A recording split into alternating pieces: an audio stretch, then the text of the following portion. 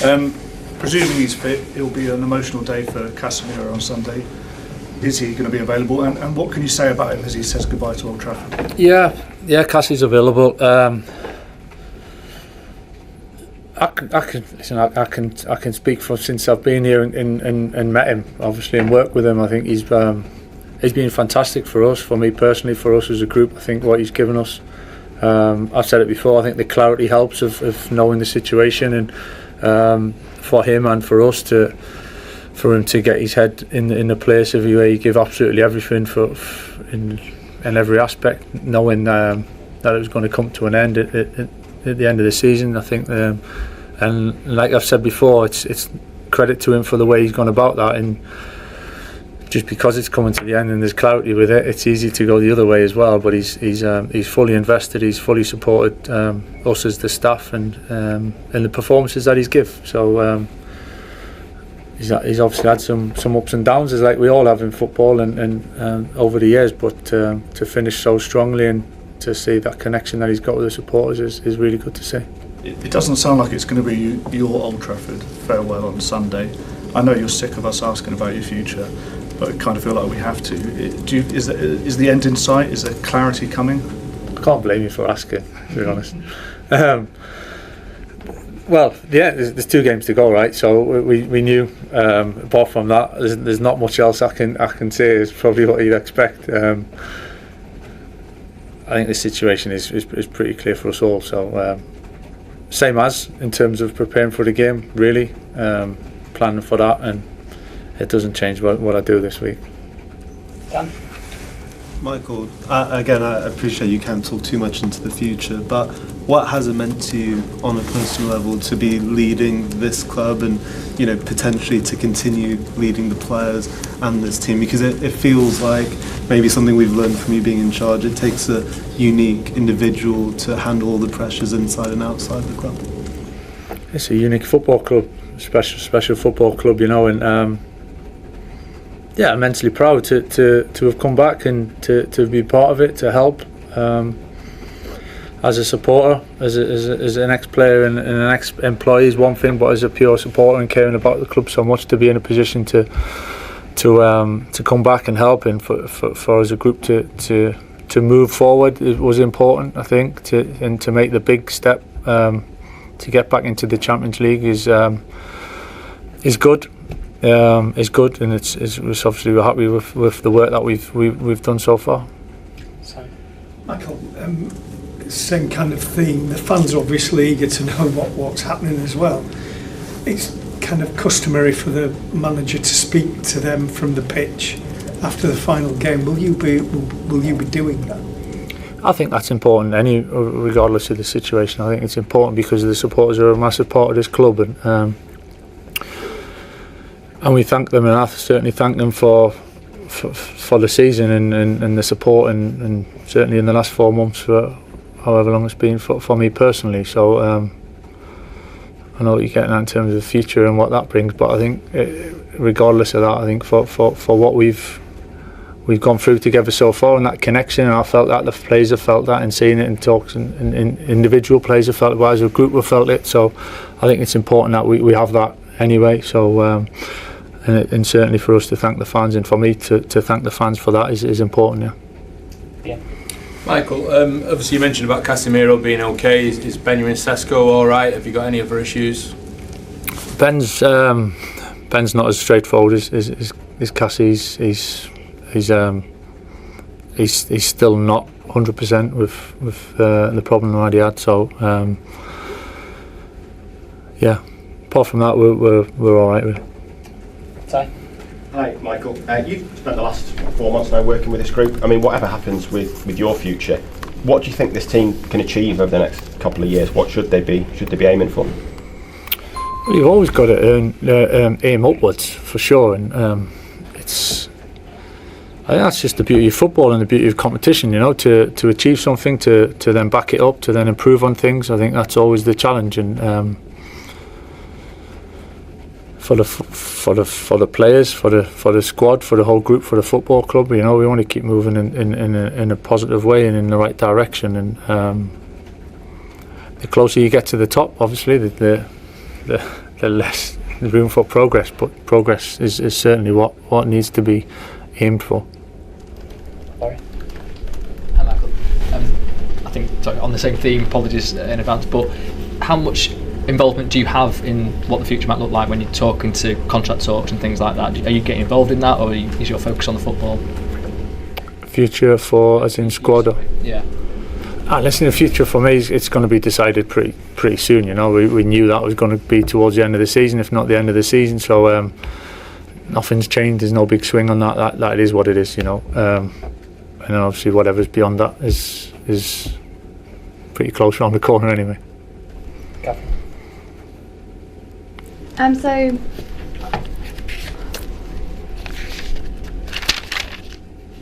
We move on to Ian.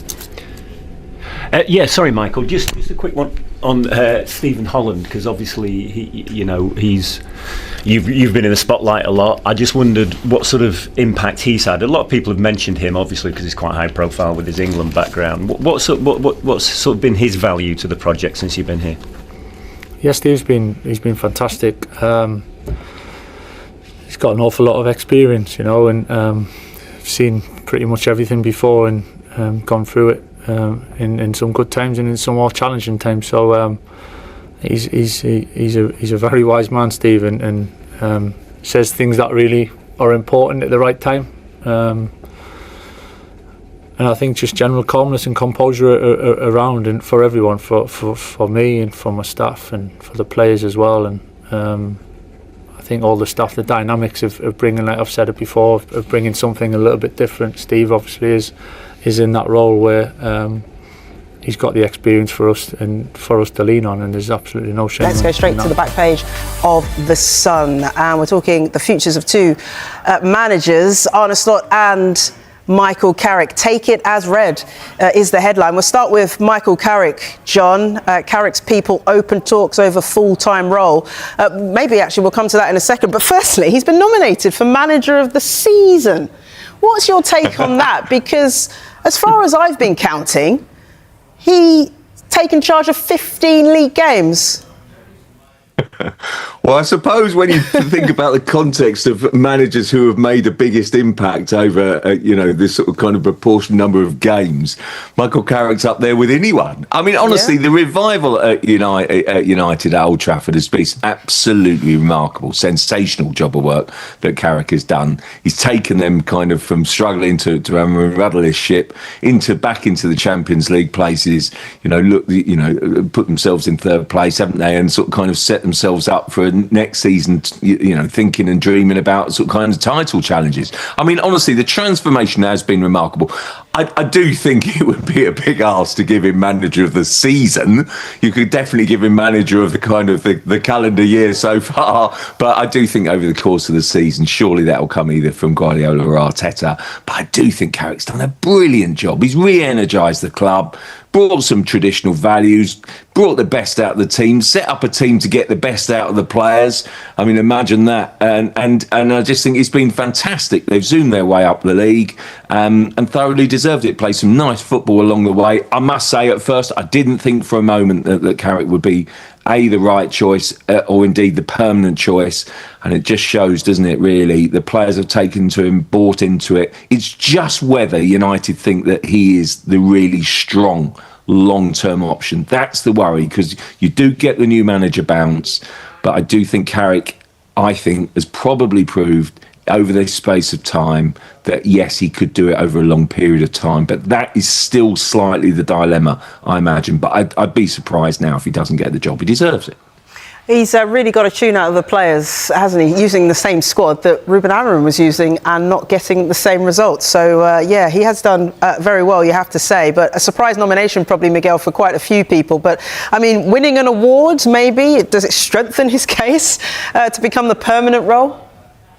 Manager of the half season, maybe. But look, I mean, I was on the show with Charlie last week, and we were talking about, United, like as Crossy's alluded to there, United before Carrick came in, the words we were using about them were like basket case, joke, chaos, mess. And what would you associate with Carrick's time? Stability. And I suppose the core question in this, I mean, like, there is maybe a technical question is over, and this is a bit trickier, over whether Carrick is the coach that can get Manchester United regularly playing the sort of kind of front foot, proactive football, you know, taking most games in their terms, that is probably demanded. I think that's a bit bigger. But for now, given that they needed stability so badly, given how composed he is, given he's shown he can live up to one major and very tricky expectation of the job, which is being able to weather the weight of, or carry the weight of being Manchester United manager. Do you like to lose that right now? You'd want an absolute guarantee, and there are very, very few absolute guarantees in the market. Even Luis Enrique, say, if they could get him. Well, let's not forget, even Luis Enrique, he needed at least a year, more than a year really, a Paris Saint-Germain, who are owned by Qatar, with all the advantages that brings in France, to really get that team firing. Like, even Luis Enrique could bring upheaval. And if you're talking about tier from coaches down from that, it's probably even more upheaval, more instability. And it does feel like it just for where Manchester United are right now. I know there's talk of a potential title challenge, potential flux in the league, but he just restores a composure, a measure that the club has actually been crying out for. And look, he's a young coach himself. I mean, he's got the potential to go on and do much more. The signs so far have been bright. Well, first to Manchester United, Michael Carrick is in talks to become the permanent head coach at Old Trafford beyond this season. Dan Carn has been speaking to him in his pre-match news conference, and he joins us live right now. Afternoon to you, Dan. What did Michael Carrick have to say then about his future? Did he open up, or was he a little bit more coy? Yeah, afternoon, David. Michael Carrick was pretty coy on his future. Really, this news conference out of Nottingham Forest on Sunday was dominated by questions about whether Michael Carrick could update on his own future at all, but didn't want to get quite drawn into it just yet. But as we understand at Sky Sports News, Manchester United are now in talks with Michael Carrick to continue as head coach of Manchester United beyond the end of the season. The Manchester United hierarchy, led by Director of Football Jason Wilcox, CEO Omar Barada, believe he is the right man to take this club forward into next season. And sources have told us that, look, there isn't a lot of gap between getting a full agreement for Michael Carrick. There's still the likes of legal, contractual issues to iron out.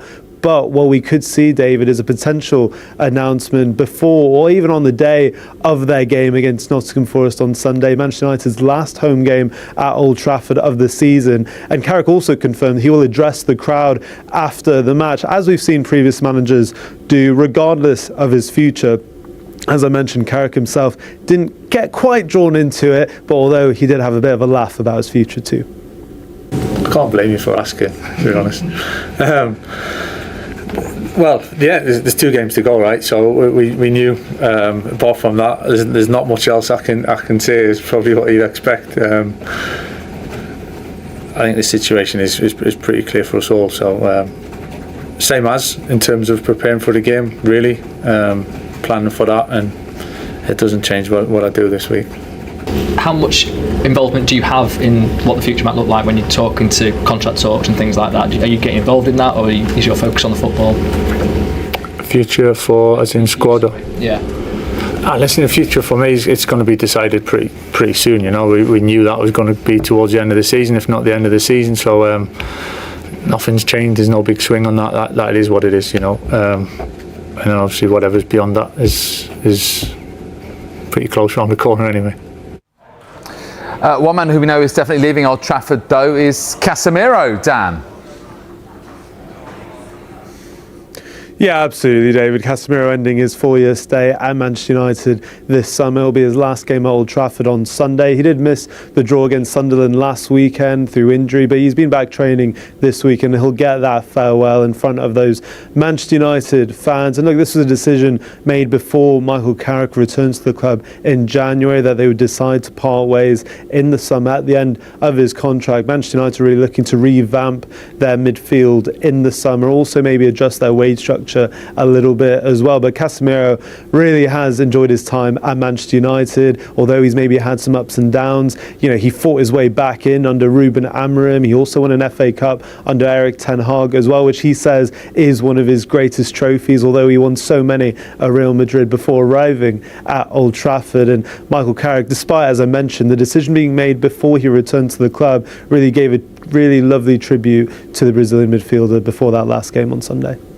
I can speak for since I've been here and met him, obviously, and worked with him. I think he's been fantastic for us, for me personally, for us as a group. I think what he's given us, I've said it before, I think the clarity helps of knowing the situation, and for him and for us for him to get his head in the place of where he give absolutely everything in every aspect, knowing that it was going to come to an end at the end of the season. I think, and like I've said before, it's credit to him for the way he's gone about that, and just because it's coming to the end and there's clarity with it, it's easy to go the other way as well. But he's fully invested, he's fully supported us as the staff, and the performances that he's give. So he's obviously had some ups and downs, as like we all have in football and over the years. But to finish so strongly and to see that connection that he's got with the supporters is really good to see.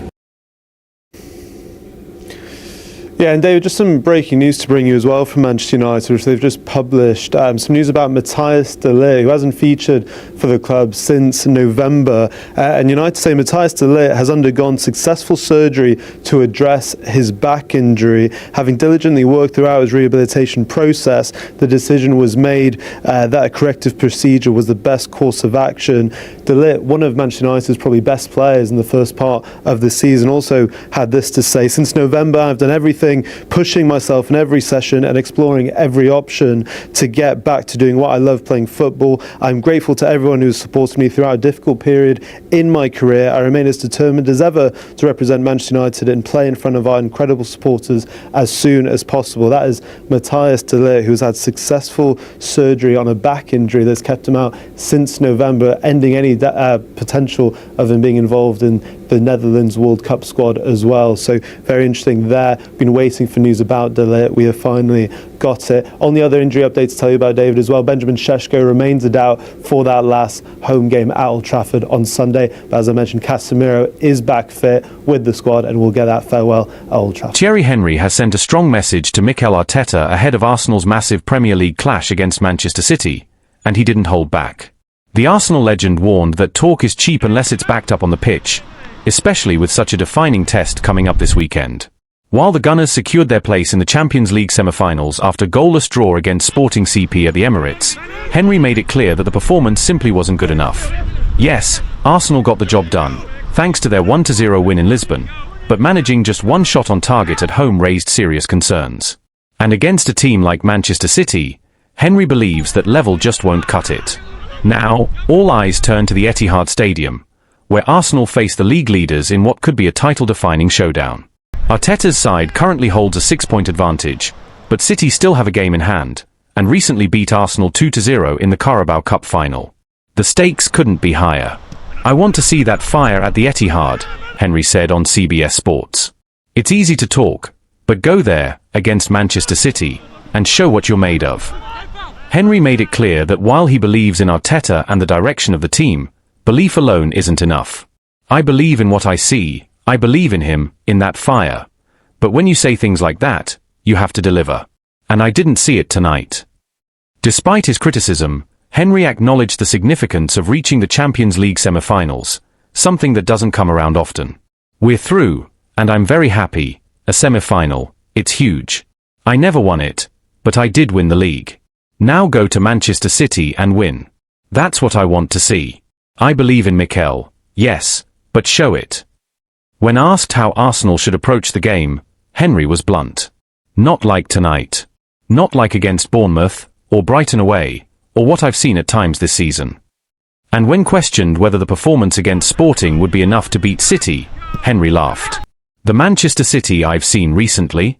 They've won 4 in a row, and even Liverpool were in the mix. It could have been more." Still, Henry remains hopeful. In fact, he's been consistent in his belief since the start of the season. I truly believe we can win the league this year. This is our biggest opportunity to prove, as a team, that we are capable.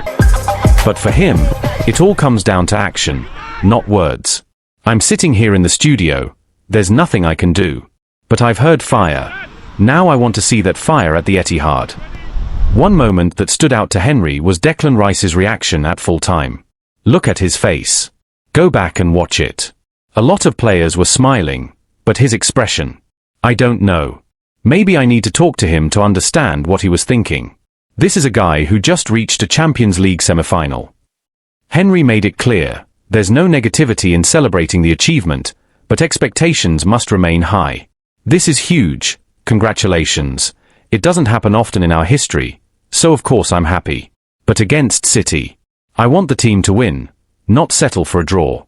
That's it. Arsenal head into the clash with just one win in their last 5 matches across all competitions, including a 2-1 defeat to Bournemouth in their most recent Premier League outing, a reminder that improvement is urgently needed if they want to make a true statement against City. The pressure, therefore, is not just about one match, it's about momentum, identity, and belief at the most critical stage of the season. Inside the Arsenal camp, there is a clear understanding that performances must match ambition. Arteta, speaking after the draw with Sporting, admitted that his team has to improve a lot, particularly in the final third, where their lack of creativity and cutting edge was evident. While defensive discipline has been a strength, the inability to control games and create consistent chances is beginning to raise questions at exactly the wrong time. That concern is echoed by pundits and former players across England, many of whom agree with Henry's assessment. The general feeling is that Arsenal have shown resilience, but not the dominance expected of a team aiming to win both the Premier League and compete deep into the Champions League. Declan Rice, however, has taken a different stance. The midfielder has brushed off external criticism, insisting that the squad remains fully focused and unaffected by outside noise. Internally, there is still strong belief that this group has what it takes to deliver in decisive moments. Rice's mentality reflects a dressing room that is trying to stay grounded, even as scrutiny intensifies.